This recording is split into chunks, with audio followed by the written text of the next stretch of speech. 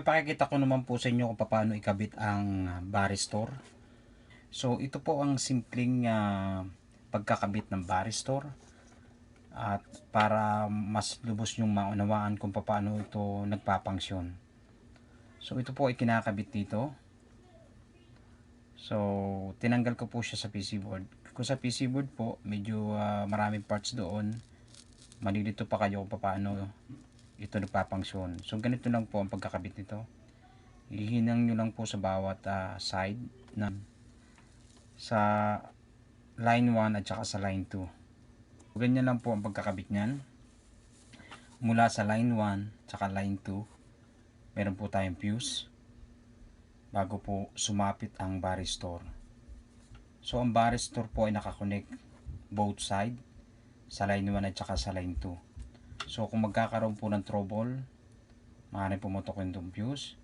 At kung pumasok naman po ang kuryente dahil sa hindi pumatok ang fuse, itong varistor po ang magiging panangga sa mga parts na naandito sa loob ng susuplayan ito.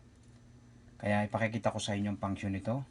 So ikakabit po natin pansamantala sa transformer lang kasi yun po yung available ko.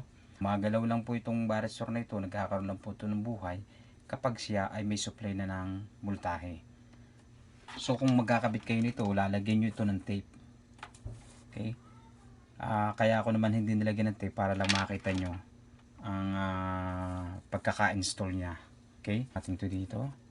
Ito kahit magkabaliktad kasi AC naman po ito.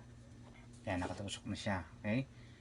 So pag umilaw itong LED, ibig sabihin nagpangsyon na po yung varistor.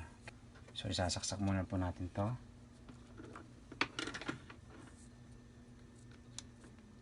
So ito naman po yung plug na nakakonekta sa varistor. Medyo mahaba. Tak natin dito. So ito live na po yan. So ito po yung varistor. Now tingnan natin. Dito naman po natin switch. See? So yan po ang function ng patay natin ang ilaw ang varistor para makita nyo. See? Ito po yung varistor natin. Sinuplayan po natin yung transformer. Okay? At ito naman po yung sinuplayan niya ng voltahe. Okay? So kung mapapansin nyo, pumapasok yung voltahe niya.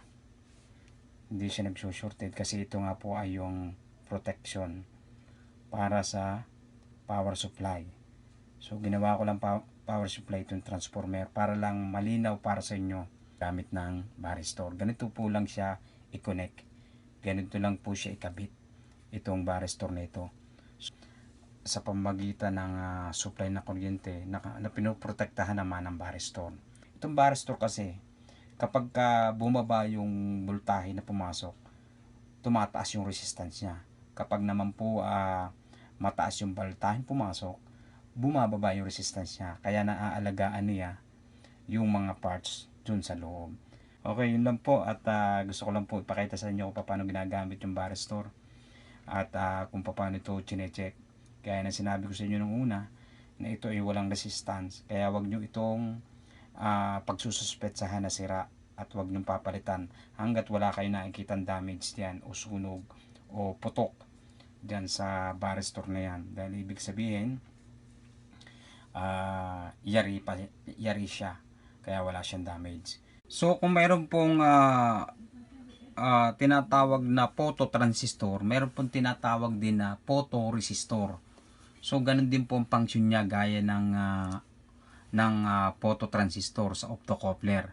So may naglalagay din pong resistor sa loob ng optocoupler at yun nga po yun nga po yun kung tawagin ay photoresistor. At gaya po nung sinabi ko sa inyo nung una sa una kong video, meron naman po tayong tinatawag doon na phototransistor. Kung mapapansin nyo naman po, meron po tayong resistor dito na sira at hinati ko sa gitna. At meron naman po tayo ditong 116 116 watts na resistor na sunog. Ngayon siyempre itatanong nyo, bakit ko ito ipinakita? Ito po yung sikreto na ibubunyag ko sa inyo. Kalimitan po kasi sa mga technician kapag ka nasusunog na po yung resistor, ang ginagawa po nila ay bumibili po sila ng diagram para malaman po nila kung ano po yung value ng resistor.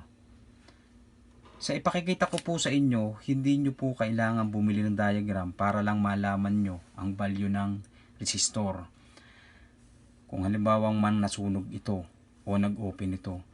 Let's say ito hindi naman po ito sunog, kaya kita nyo na pa rin po ang numero ito.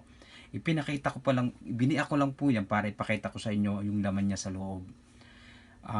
So mababasa nyo pa rin to, walang problema dito kasi kikita nyo po yung kulay. Pero kung ganito na po ang sitwasyon, na sunog at napakaliit pa na resistor, so kalimitan po sa mga technician, bumibili na po yan ng diagram para daw po mabasa nila ang tamang kulay o tamang value ng resistor na ito. So pakikita ko po sa inyo na hindi nyo po kailangan bumili ng diagram para lang malaman nyo kung ano ang value ng resistor na ito. Ganito lang po ang gagawin nyo kapag ka naka-encounter kayo ng sunog na resistor.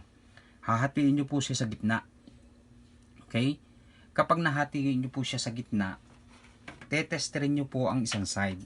Pero ipakikita ko po sa inyo kung paano ko malalaman ang value niyan. Okay?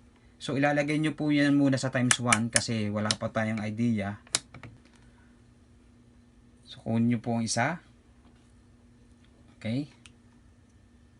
So ang pagtitest po nito, ilagay nyo po ang isang probe dito sa kanyang tangkay. Okay?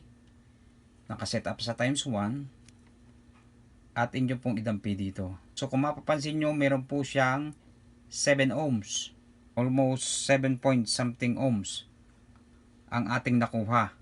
So ibig sabihin po, ang value ng resistor nito ay 15 ohms.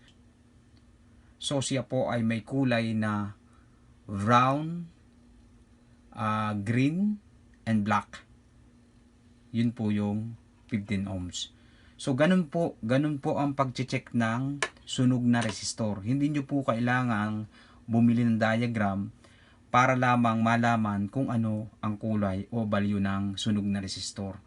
Ang kailangan nyo lang po, biakin nyo po sa gitna. Yan po ay kung magkaduktong sila at check nyo po dito magkabila, hindi po yan papalo kasi sunog na po yan. Lost connection na po yan. Disconnected na po yan. Kaya ang gagawin nyo lang po, biakin nyo na lang sa gitna at testerin nyo mula doon sa kamay niya hanggang doon sa plate niya. Plate kasi po ito sa tagiliran. Yung iba naman po ang plate nasa harap. So yun po yung sekreto ng pag-check ng sunog na resistor. Ganyan po siya checkin. Hindi nyo po kailangan na bumili ng diagram.